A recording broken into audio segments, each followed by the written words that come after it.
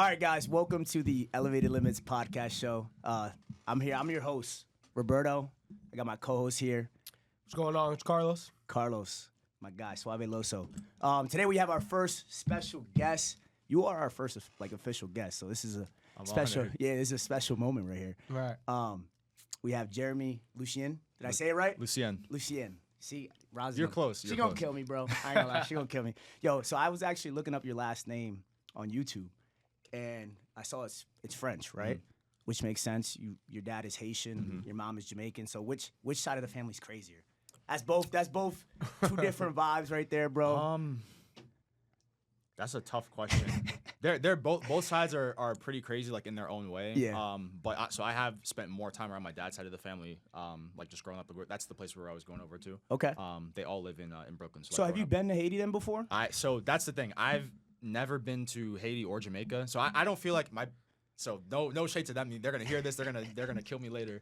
I wish they did a better job. Introducing like me and my brother and sister to the culture and stuff. I do plan on. I want to go to both places one day. As soon as I get some good free time, I'll definitely plan a trip down there. That's bro. You gotta go visit. Like, so I'm Dominican, so I know what the Caribbean is like. So we share the island together, the Haitians, and bro, it's like.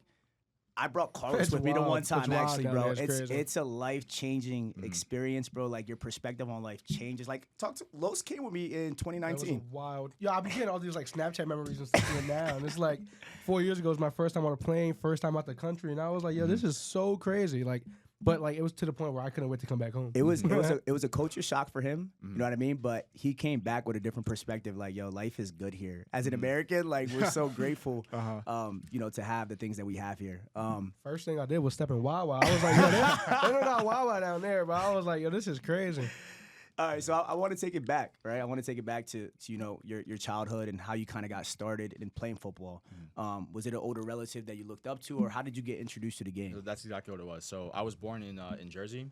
What part of Jersey are you from? Jersey, Teaneck. Okay. So my older cousin Donovan is about 5 years older than me.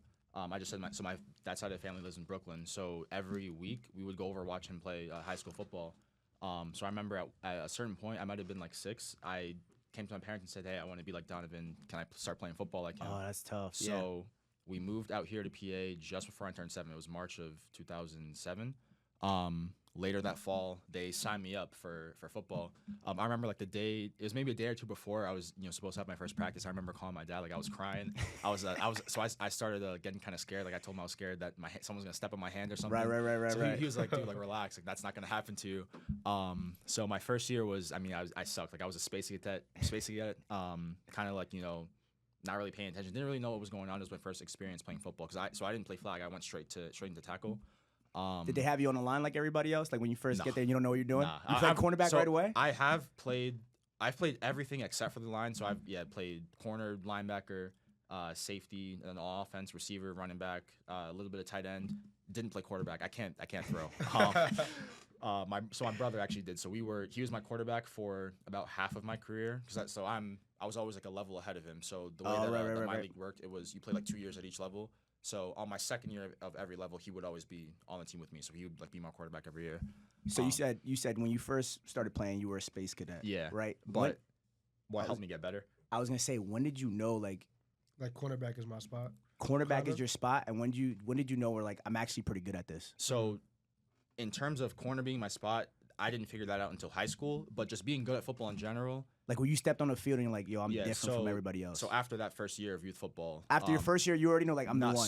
So I sucked that first year, but then that's tough though. That's how you gotta feel. Leading into that second year, so I have so much respect for my dad for this. He used to commute into New York every day to go to work. He would get up at leave the house at like maybe 4 something a.m. Come back around 6:30 at night. What he started doing was he would get back from work after a long commute. And he would go out in the backyard with my brother and I, and like we would like run routes, do handoffs and stuff, like do all this work. That's dad of the year right there. So after work, he got back at 6 a.m., work. left the house at 4 a.m., came back and he would go outside and throw the rock to you. And then sometimes like we'd be inside, like when the weather might not be good, like we'd be inside the house.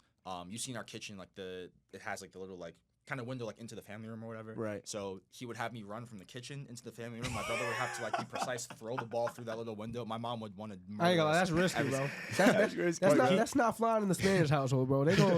Start snapping. But it helped both of us. It helped me get better at catching the ball. My brother get better at his accuracy, like throwing through like contested balls.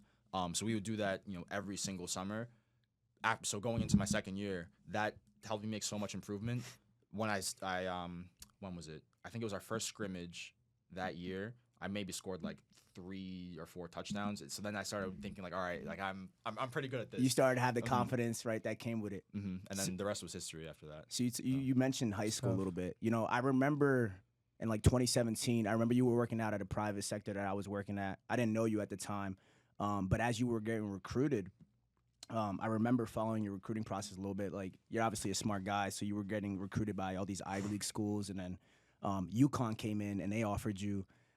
My question is, like, what made you decide? What separated UConn from all those other schools? Like, what made them stand out? First and foremost is the scholarship. Full scholarship ride, right? So that was the first scholarship offer I had gotten at that point. I think before that, I had 3 total offers before I shut down my recruitment. So I had Columbia and Davidson. Neither of those was a scholarship. It was going to be like a financial aid package that I had gotten. Well, Ivy League schools don't even give full scholarships, exactly. right? So yeah, it would have been financial aid.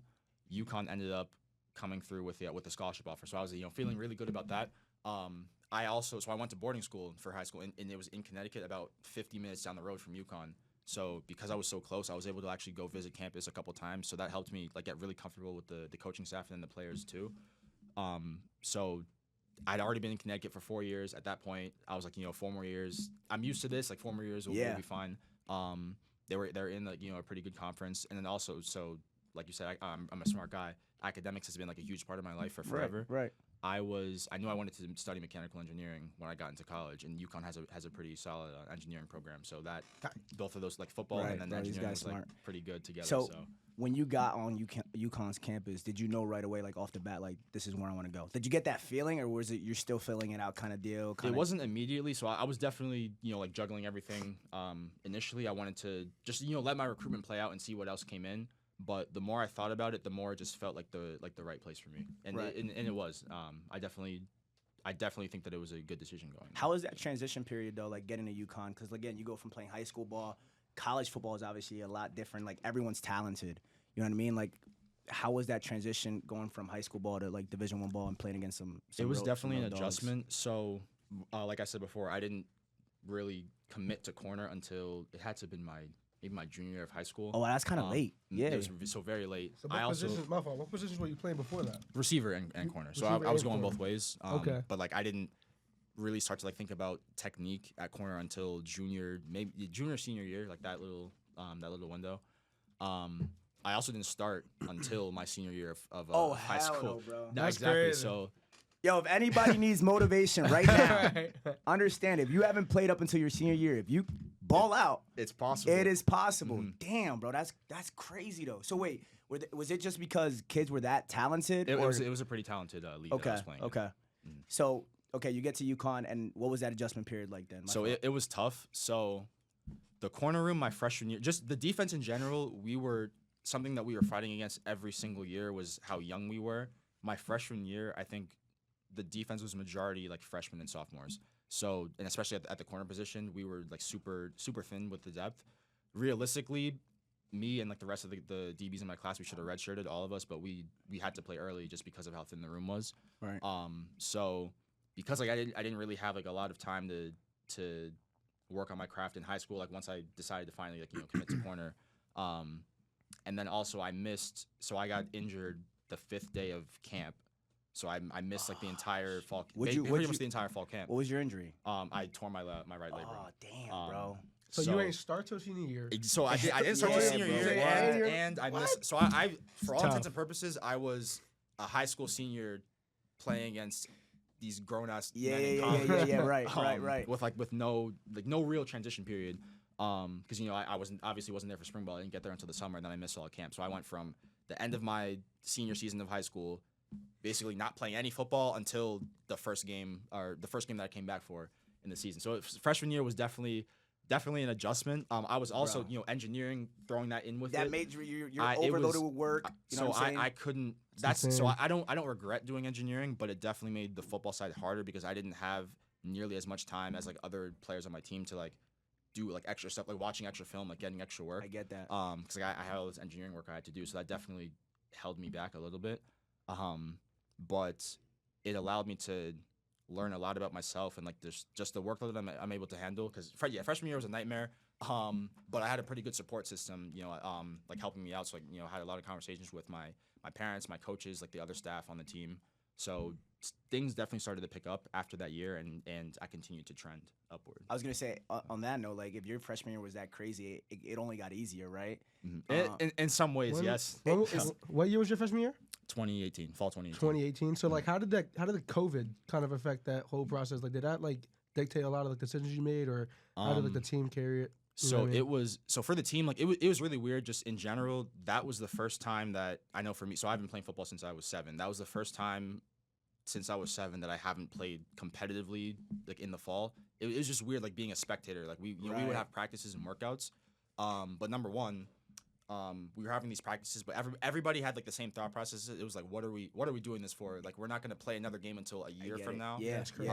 It's like, people were trying to like, stay committed, like stay you body, lose but that it's drive, kind of bro. exactly. You need passion, like stuff, right? you go to work, right? You're working, you're grinding every day, but when is payday, right? Like you're waiting for payday. Exactly. And we were having like Zoom meetings to like go over the playbook and stuff, so people would be like, nobody's checked really out, paying right? attention, bro. Like, yeah. And then just like watching everybody else play was very weird. But it was good overall because one, it helped me. Any injuries that I had gotten those first 2 years, it helped me like just recover from all of those because I wasn't like getting beat up for once in the fall. And then 2, so typically like you'll redshirt your freshman year before you have any college experience, and then like you'll start to play after that. What was nice for me and then other people who played early, we got 2 years of experience. And then the redshirt year. Yeah. So we had like 2 full years of experience, like to kind of like reflect on things that we did good, things that we did bad, and then we were able to like use that year off to build on that and then come back stronger in 2021. So that definitely helped me have like a really pretty solid season, 2021. So that's awesome. So you go through your 4 years at UConn, and then you decide to go to Vanderbilt, right? That's the SEC. Some of the best players play in that conference. It's a new environment, it's new coaches, it's new teammates. Like, what was that adjustment period like? That's so many different moving parts. You know what I mean? How were you able to handle that, and how were you able to like find success on the field right away? So I had dealt with a lot of adversity while I was at UConn, so I feel like that definitely helped with just how tough things were like in that league.